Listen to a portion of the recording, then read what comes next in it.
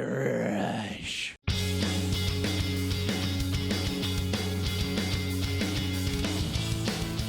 What's up, everybody? Welcome to the Movie Epidemic show. Today on the show, we're talking about some cough docs.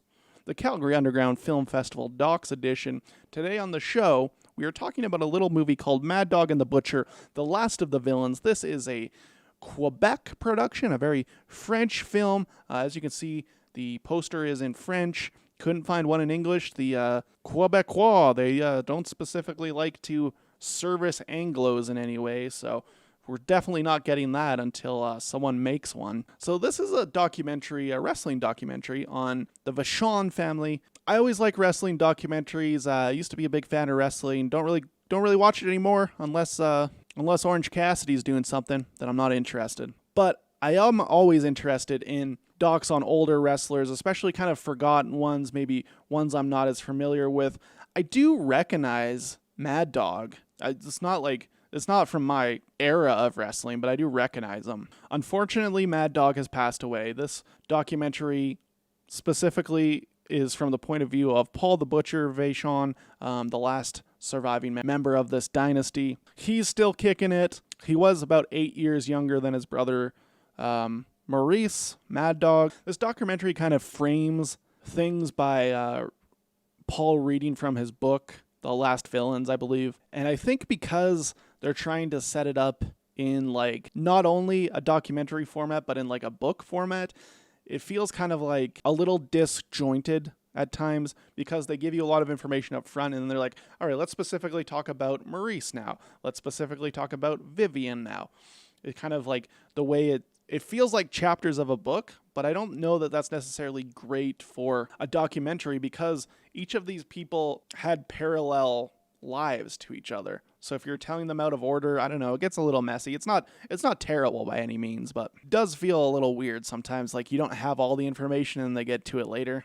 So Paul the Butcher, he lives in Vermont in a trailer with his wife. They travel around to all of the wrestling conventions still. His kind of fan base is dwindling these days. He's an older man. You know, it's hard on him to travel so much, but you know, it's a living, and that's how a lot of these guys had to make it after they were done wrestling because, you know, you're not making a fucking retirement fund from this. But it is a good overview of this family that I'm not particularly familiar with, although they were very popular here in Canada. It covers his brother Mad Dog Maurice, who was an Olympic wrestler and then eventually got into the professional wrestling. It also covers his sister Vivian, who was one of the early female wrestlers, and his daughter Luna, who was arguably the most famous, or at least as famous as Mad Dog. She was in the WWF fighting Goldberg and shit. She was like a big steroid lady. But this is a very sad story because all of these people died in horrific ways. I guess not Mad Dog, who died peacefully in his sleep at 84, but Luna had a heart attack, possibly related to steroids, possibly not, maybe drug use. His sister Vivian died in a drunk driver's crash. Mad Dog also got in a drunk driver crash. Someone crashed into him, and he lost his leg and things of that nature. And the wrestling lifestyle doesn't really like give a lot of room for being a father or a parent, and I think that's very exposed in this documentary as when Paul goes to a family reunion. His son lives in Red Deer, Alberta. He doesn't really know him. He doesn't know his grandkids' names.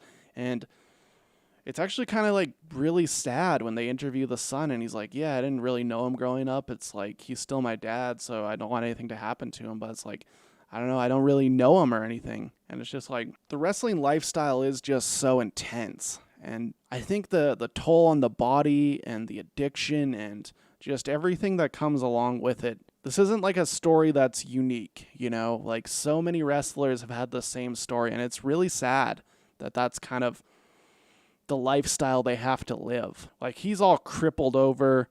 He's fucked up from wrestling and from other ailments. Like, I think he had, like, jaw cancer or something. But, like, Paul is fucked up. He needs, like, 2 canes to walk, and that is from having 6,000 matches in his lifetime. Like, and he ends it with, like, talking about how many matches he had and how fucked up he is and how it's real to him because he's not living a pleasant life anymore. Overall, I think it's a really cool overview of the Vachon family, early upbringing, some of their success, creating Grand Prix wrestling in Canada, eventually finding success in their older days, in movies and whatnot. It's like a good overview of this family of wrestlers. And I think it's very respectful. It's very respectful to the family and showing their warts and all.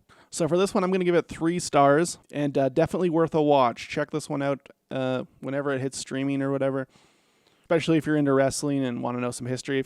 If you're a super fan of wrestling, you probably know everything in this already, but for me, just a casual fan, I got a lot out of it, I thought. So if you want to see this one, if you've seen it, leave a comment below. Don't forget to like, comment, and subscribe. And follow me on the Twitter, Instagram, and Facebook at Movie Epidemic. And we will see you later for some more reviews. Why don't you play us something, baby? Why don't you play us something, baby? Start? I don't feel so good.